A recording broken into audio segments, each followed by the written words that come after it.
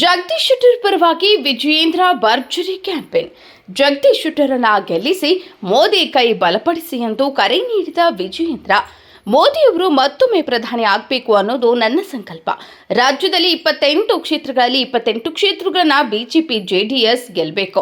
ಶೆಟ್ಟರ್ ಅವರನ್ನ ಗೆಲ್ಲಿಸುವುದರ ಮೂಲಕ ಮೋದಿ ಕೈ ಬಲಪಡಿಸಿ ಈ ಸಂಕಲ್ಪಕ್ಕೆ ನೀವೆಲ್ಲರೂ ಕೈ ಜೋಡಿಸಬೇಕು ಎಂದು ಬಿಜೆಪಿ ರಾಜ್ಯಾಧ್ಯಕ್ಷ BY ವಿಜಯೇಂದ್ರ ಹೇಳಿದರು. ಬೆಳಗಾವಿಯ ಬಾಳೆಕುಂದ್ರಿ ಗ್ರಾಮದಲ್ಲಿ ಬೆಳಗಾವಿ ಲೋಕಸಭಾ ಕ್ಷೇತ್ರದ ಬಿಜೆಪಿ ಅಭ್ಯರ್ಥಿ ಜಗದೀಶ್ ಶೆಟ್ಟರ್ ಅವರ ಪರವಾದ ಪ್ರಚಾರ ಸಮಾವೇಶದಲ್ಲಿ ಭಾಷಣ ಮಾಡಿದ ವಿಜಯೇಂದ್ರ ಅವರು 10 ದಿನದ ಹಿಂದೆ ಬಿಜೆಪಿ ಪ್ರಣಾಳಿಕೆ ಬಿಡುಗಡೆಯಾಗಿತ್ತು.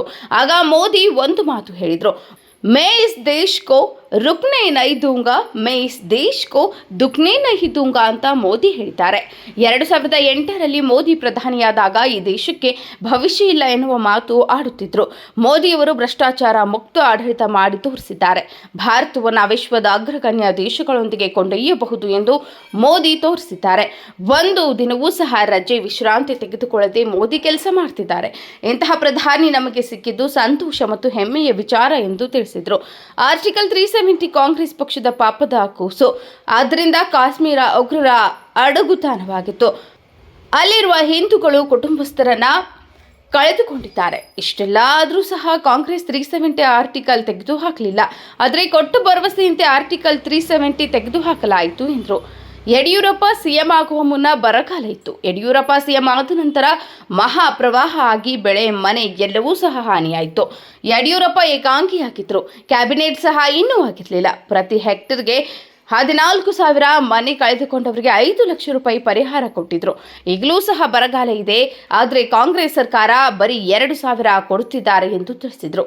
ನೇಹಾ ಹತ್ಯೆ ಪ್ರಕರಣ ಆಗಿರಬಹುದು. ಅಧಿವೇಶನ ನಡೆಯುವ ಸಂದರ್ಭದಲ್ಲಿ ಪರಿಶಿಷ್ಟ ಜಾತಿಯ ಮಹಿಳೆಯನ್ನ ವ್ಯವಸ್ಥೆಗೊಳಿಸಲಾಯಿತು. ಅಲ್ಲಿಗೆ ಯಾವ ಸಚಿವರು ಶಾಸಕರು ಹೋಗಿ ಅವರಿಗೆ ಸಾಂತ್ವನ ಹೇಳುವ ಕೆಲಸ ಮಾಡಲಿಲ್ಲ.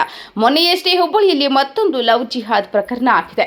ಕಾಂಗ್ರೆಸ್ ಅಧಿಕಾರದಲ್ಲಿ ಕಾನೂನು ಸುವ್ಯವಸ್ಥೆ ಸಂಪೂರ್ಣ ಹಾಳಾಗಿದೆ ಎಂದು ತಿಳಿಸಿದರು. ದೇವರಿಗೆ ನಾವು ಪ್ರಾರ್ಥನೆ ಮಾಡ್ತೇವೆ, ನಮಗೆ ಒಳ್ಳೆಯದನ್ನ ಮಾಡಿ ಅಂತ ದೇವರಿಗೆ ಮೊರೆ ಇಡ್ತೇವೆ. 7ನೇ ತಾರೀಕು ಮತ್ತೊಂದು ಪುಷ್ಪ ಅರ್ಚನೆ ಮಾಡಿ ದೇವರಿಗೆ ಬೇಡಿ ಮತ್ತೊಮ್ಮೆ ಮೋದಿ ಪ್ರಧಾನಿ ಆಗಲಿ, ಅವರ ಆಯುಸ್ಸು ವೃದ್ಧಿಸಲಿ ಎಂದು ಪ್ರಾರ್ಥನೆ ಮಾಡಿ ಕಾಂಗ್ರೆಸ್ ಪಕ್ಷದವರು ಅಧಿಕಾರ ಹಣದ ಬಲದಿಂದ ಗೆಲ್ಲಲು ಹೊರಟಿದ್ದಾರೆ. ಅಪ್ಪಿತಪ್ಪಿ ಇಲ್ಲಿ ಕಾಂಗ್ರೆಸ್ ಗೆದ್ದರೂ ಸಹ ದೇಶದಾದ್ಯಂತ ಕಾಂಗ್ರೆಸ್ ಗೆಲ್ಲುವುದು ಕೇವಲ 40 ಜನ ಎಂಪಿಗಳು. ಇಲ್ಲಿ ಗೆದ್ದರೂ ಸಹ ವಿರೋಧ ಪಕ್ಷದ ಸ್ಥಾನದಲ್ಲಿ ಕೂರಬೇಕಾಗುತ್ತದೆ. ಬಿಜೆಪಿ ಇಲ್ಲಿ ಗೆದ್ದರೆ ದೇಶದಾದ್ಯಂತ 400 ಎಂಪಿಗಳು ಗೆಲ್ತಾರೆ. ಶೆಟ್ಟರ್ ಅವರನ್ನ ಗೆಲ್ಲಿಸುವುದರ ಮೂಲಕ ಮೋದಿ ಕೈ ಬಲಪಡಿಸಿ ಎಂದು ಬಿಜೆಪಿ ರಾಜ್ಯಾಧ್ಯಕ್ಷ BY ವಿಜಯೇಂದ್ರ ಹೇಳಿದರು.